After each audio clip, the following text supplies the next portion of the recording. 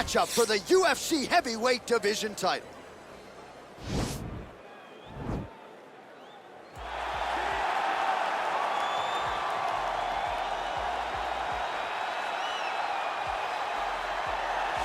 Well, for a long time, he's been mentioned with the baddest men on the planet. For a long time, though, the title fight eluded him. Not anymore. Here he is, the #1 heavyweight contender, finally making this walk and cracking a smile. He's waited a long time for this. He's not expecting a 25-minute war. He believes he has the power and the skills to get this thing done quickly.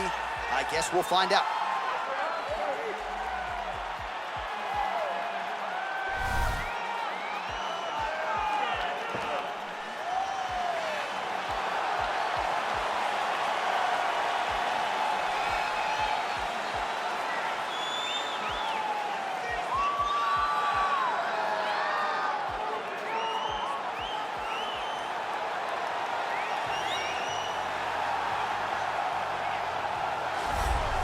All right, so here he is making his way to the octagon for another heavyweight title defense. This has been the baddest man on the planet now for several years, and he has taken on all comers more often than not, leaving them twitching on the canvas, knockout power for days. The question is tonight, with a challenge like this, can he walk out the way he came in as the undisputed UFC heavyweight champion of the world?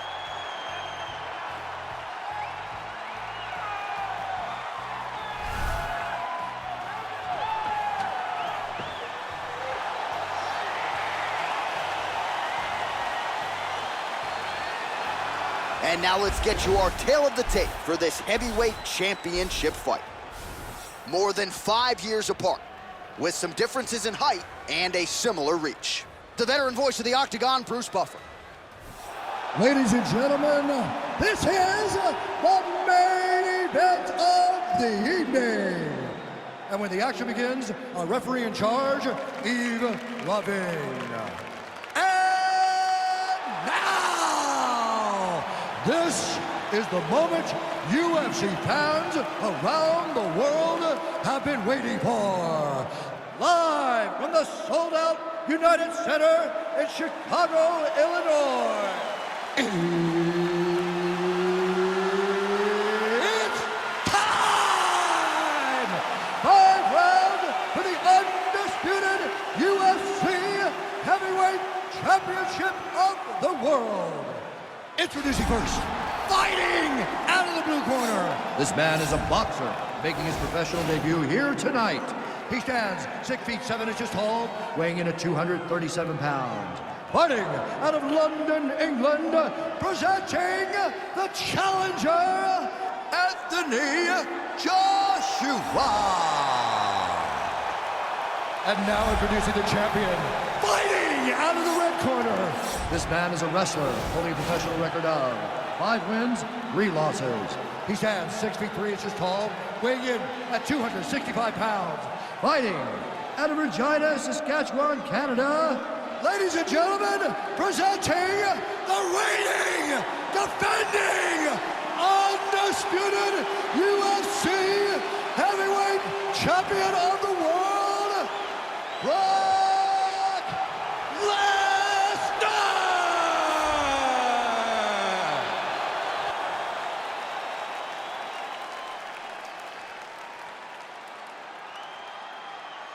UFC belt on the line, guys. Protect yourself at all time. Obey my command at all time. If you want to touch love, do it now. Go back to your corner. They touch him up, and we are underway. You ready?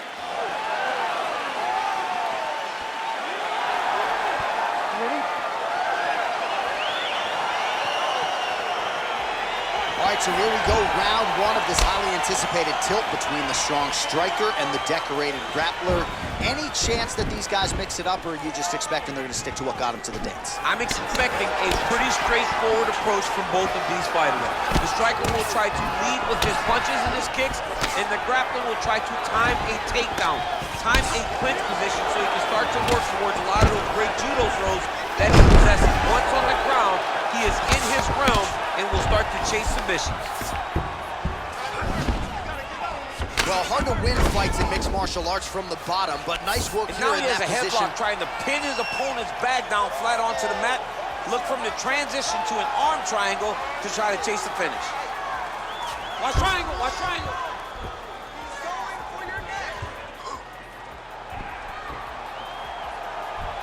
He needs to push the arm to the side, get his head against the mat. Now watch as he goes to the... And he's out. Working off of his back here. Looks like he may try to hip escape. Oh, he's got the ground and pound going now.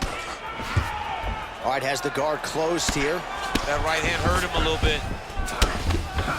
Crazy accuracy and efficiency with these ground and pound strikes here. And if you're the opponent, you got to intelligently defend or the referee's going to stop. He's got to defend, but you can see him now starting to gain posture, and the intensity at which he's throwing these ground strikes is starting to improve. It's starting to elevate because he knows that he can get the finish.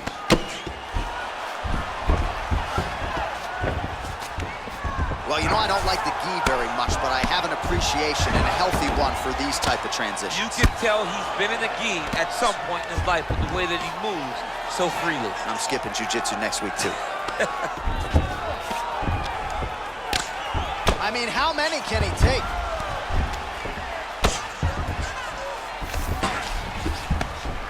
Good, solid strike on the ground. Man, how fun is this to watch as he continues to dole out damage with the ground and pound? Take it back to the days of guys like Mark Coleman, just beating people up in the ground and pound. This guy is a throwback fighter, and he's very fun to watch. Yeah, the Godfather would be proud. All right, bottom fighter here, maybe looking to hip escape, DC. Oh, nicely done there as he escapes back to his feet. Big right hand there.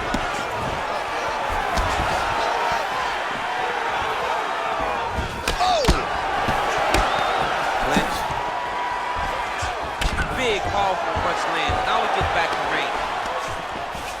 And they separate. 15 seconds.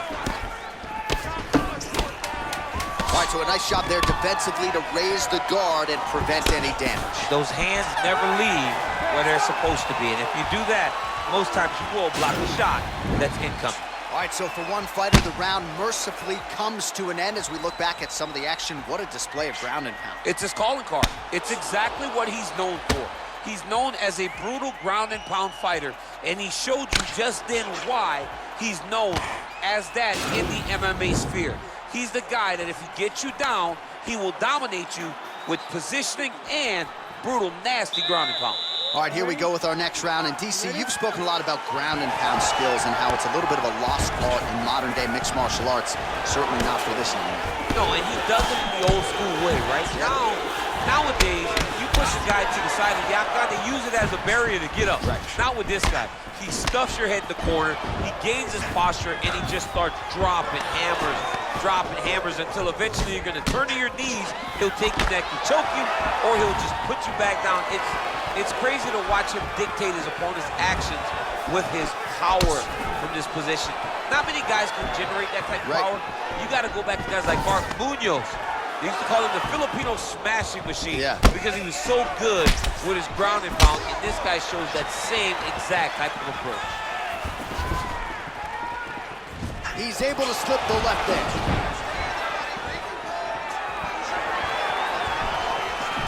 All right, single collar tie now.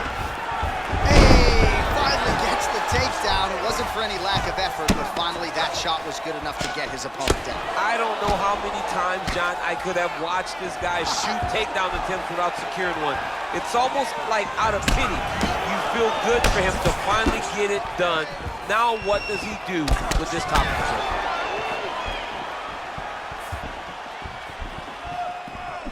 Well, he's really picked up the pace here in round two. Much more aggressive now here and starting to find himself in the pocket.